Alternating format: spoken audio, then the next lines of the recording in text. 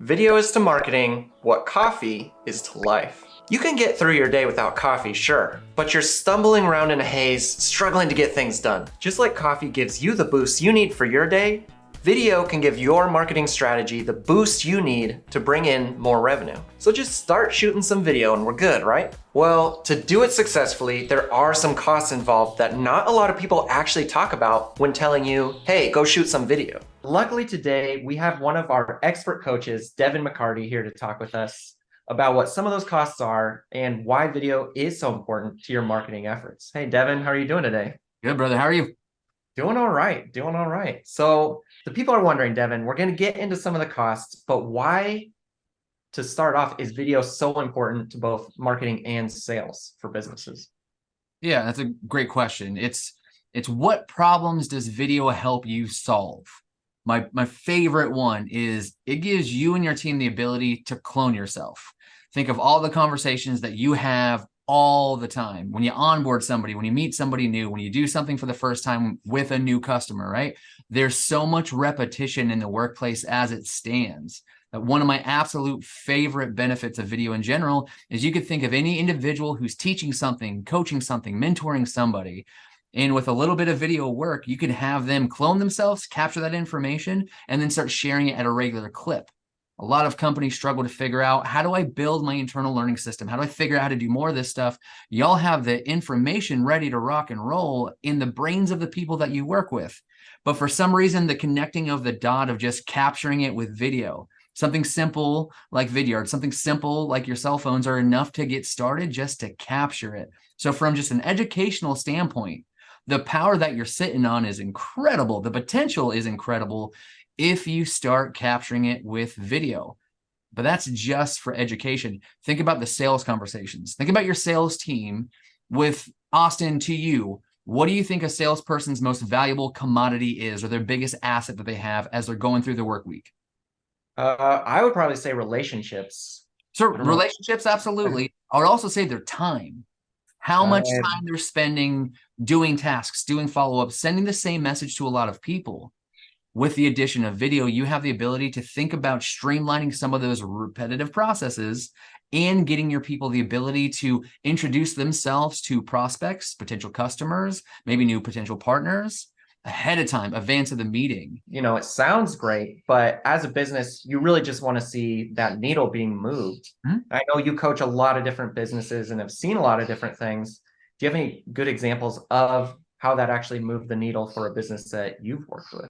Yeah, of course. The easiest example of how this has instant ROI, it comes in the ability of your sales team to actually speed up their sales processes. On a regular basis, the sales teams that I'm training to implement video into their processes keep on telling me that it's the responses that they get from their customers that make it so exciting for them.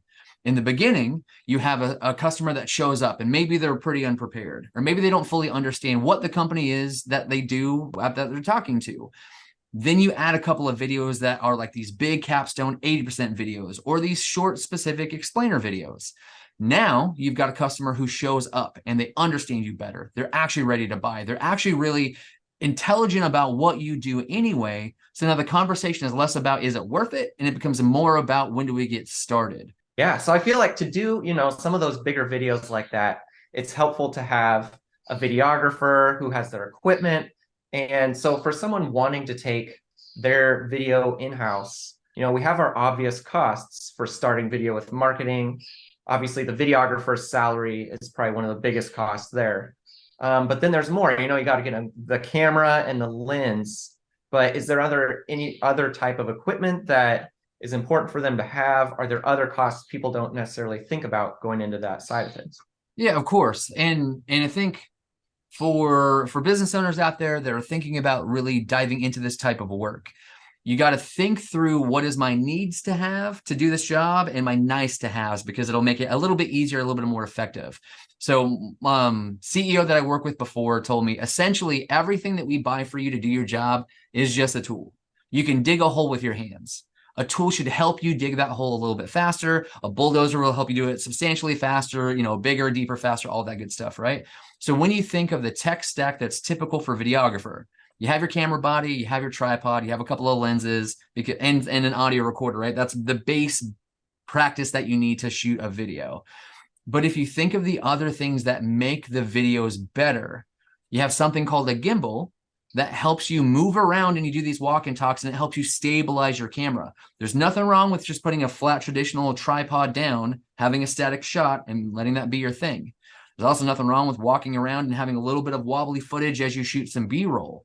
But to take your videos from good to great, some of that extra gear like gimbals, or something like a stabilizer or a slider even, you're in a shot and you have that slow motion going left and right. Those are things that really enhance the video, but those are nice to have. So you don't need them.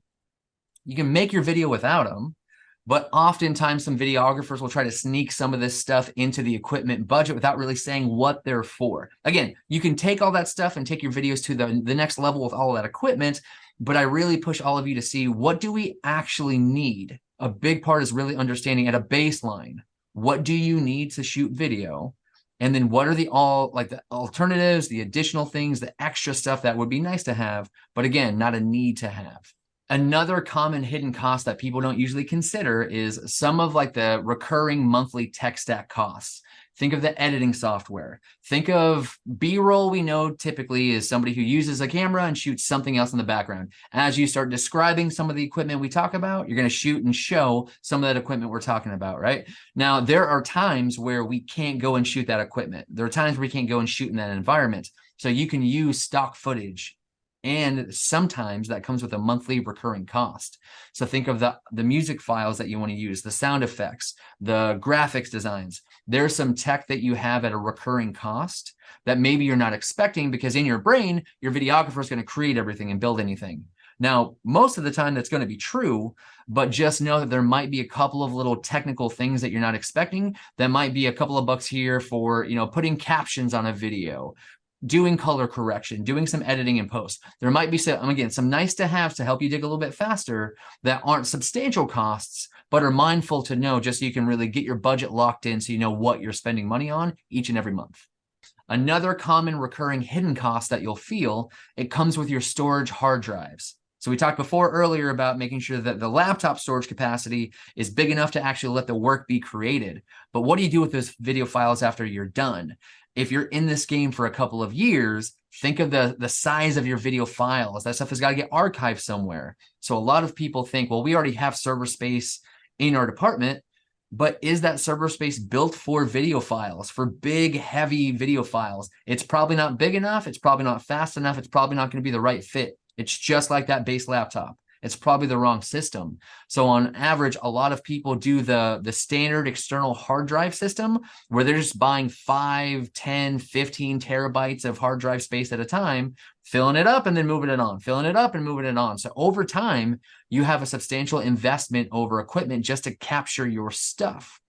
Doesn't mean that you can't do it a different way, spend a little bit more money there, but that's definitely something to be mindful of. You're going to shoot all this stuff. You got to put it somewhere so you have access to it later on. And if you've got to change something, you got to figure out where it lives too. So be mindful of the storage space.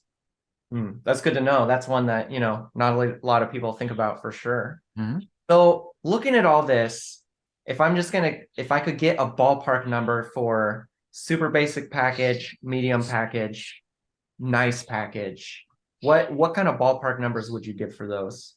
Now, I'm going to give you 3 ranges. And these are going to be all over the map depending on where you watch this video. So I want you to protect yourself from freaking out and saying, like, there's no way I'm going to spend that money. It might be completely unique and different to wherever you are watching this right now. In my mind, in my experience, I know that as you get started, you'll be between that $0 and $2,500 mark, in between there somewhere. You can do basic stuff, very little investment, or you can spend a little bit of money on like a camera body and a couple of lenses to get you a little closer to that $2,500 mark, but then go a little lean on some of the audio equipment and other production stuff.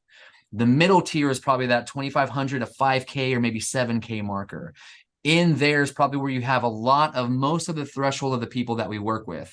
DSLR body cameras, more substantial tripods that have like a better head on it so they can pivot and move more. Maybe you've got some sliders and some gimbals now. You've got better quality lights. You've got better quality audio. You're in that really solid spot. You're producing really great visuals. Nothing wrong with anything that you're doing there.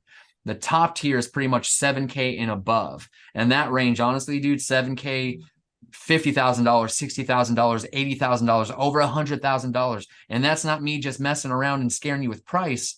Some cameras at a baseline, just the body, not even talking lenses, $60,000 or more. So just be mindful of what your business needs are and make sure that your budget makes it make sense.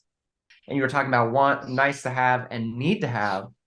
And speaking on those needs, you know, when people are thinking, oh, I'm going to bring my video in house, they do think sometimes about the production side of things, but don't always think about the post-production. What are the needs there? Can I give my videographer just, you know, our standard issue laptop and good to go? Or are they going to need extra things on that side?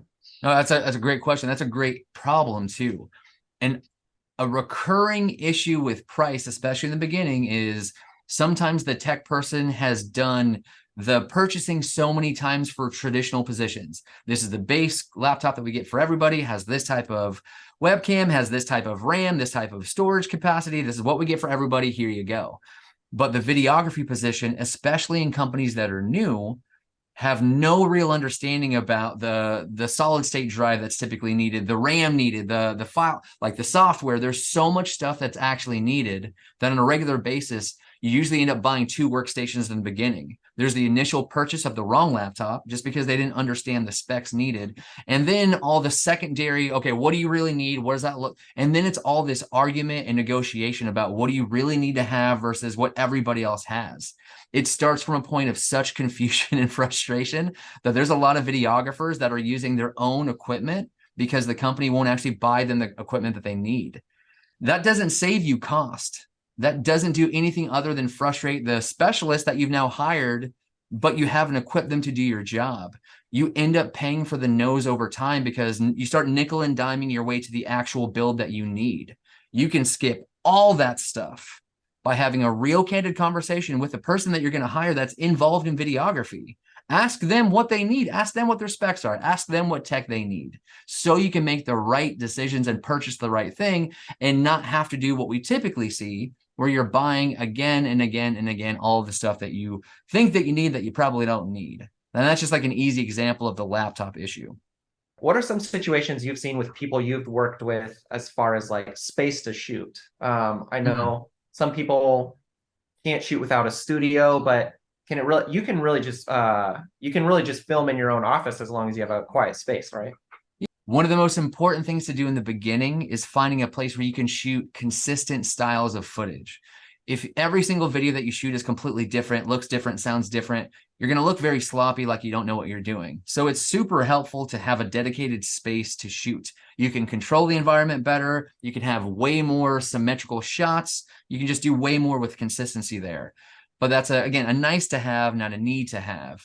If you have a camera and a pretty dialed in lavalier mic, or a really great shotgun mic capturing audio where it needs to be, you can almost shoot anywhere. If you have a videographer that's talented enough to understand shooting environments and audio environments and stuff like that. Say if I'm a CEO and I don't know if I'm ready for all that, is it possible to do video in a different way that's virtually free or almost free? And then what's the benefit of bringing on all those costs if I do want to ramp up eventually?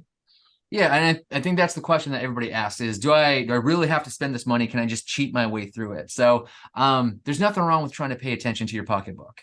Every single one of us has bills, mostly have families, and we got to be mindful of the money that we're spending. So there's nothing wrong with trying to see how I can do this as cheaply and effectively as possible.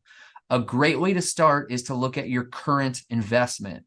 Y'all have cell phones already. If you have a sales team, they probably have company paid for cell phones. Each and every cell phone has an incredible camera and incredible microphone. So technically, if you think about it, your entire sales team has a whole capability to be ad hoc videographers for you without paying anybody else to do anything else. You got to communicate, you got to coordinate. There's some pain there, but there's a way that you could just use the webcams you've already provided, the cell phones that you've already provided to have them make their own content right now. The problem, though, is how do you scale that? Because ultimately, you don't have anybody really to own video, conducting interviews, planning your calendar, editing, publishing. There's a lot of other parts after you stop filming the tape. Because typically we see the video that's on YouTube or on our cell phone. We're like, oh, that's a dude just standing there recording video and moving on with his or her life. But honestly, if you think about it, you're missing all of the post-production steps that it takes to finish, process, and publish that video. And we didn't even talk about review, approval, and everything else that it takes to go and make something tangible. So can you go without spending any additional cost? Of course, just start with what you have. Prove the concept out. See if you guys are even capable of doing it. Because if you're not, don't waste the money. But the reason that companies do invest in a videographer, in an actually production plan, is because it lets them scale. Yeah, so it sounds like there's a lot of different options. There's a large range when it comes to this, a lot to think about. And it probably can be a little bit overwhelming to even get into starting video in-house and doing it yourself. If you had one piece of advice for business leaders about why it's important for them to get started with video in their business, what would that be? I would have the CEO, CMO, whatever leadership title they have as they're watching this, really think through, in the last year, in the last 6 months even, how often was there a message that you wanted to get in front of your team that you couldn't do? You couldn't get there in time, you couldn't make the meeting, you couldn't make the phone call, you couldn't get your message, the message that you felt that you wanted to deliver. When's the last time that you wanted to do that and you couldn't? How often does that happen? Take all the sales stuff away, take all the ROI stuff away, take all the other things away. Why does video matter? It legitimately gives you the opportunity to speak into your organization in a way that you currently can't do. With a full-time videographer at your disposal, the sky's the limit for the videos that you could produce, not just for you internally to share with your employees, but also for your employees to start turning and creating and sharing externally to your customers. So there's such great potential in messaging and building trust, not just for the people that buy from you, but for the people that trust and work with you, alongside you, for you. Think of what you'd be able to accomplish if they could see, hear, and know you way more effectively in the next 6 months than they could in the last 6 months. That would be a reason to start. Awesome. Yeah, great things to think about. Yeah, thanks, Devon. Thanks for spending the time with us here today, and we'll catch you later. Yeah, see you, buddy. Good to see you.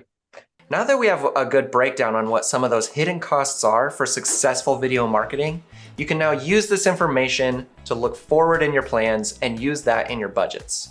Want tips on how to use video in your sales process? Check out this video here or schedule a call with one of our coaches today.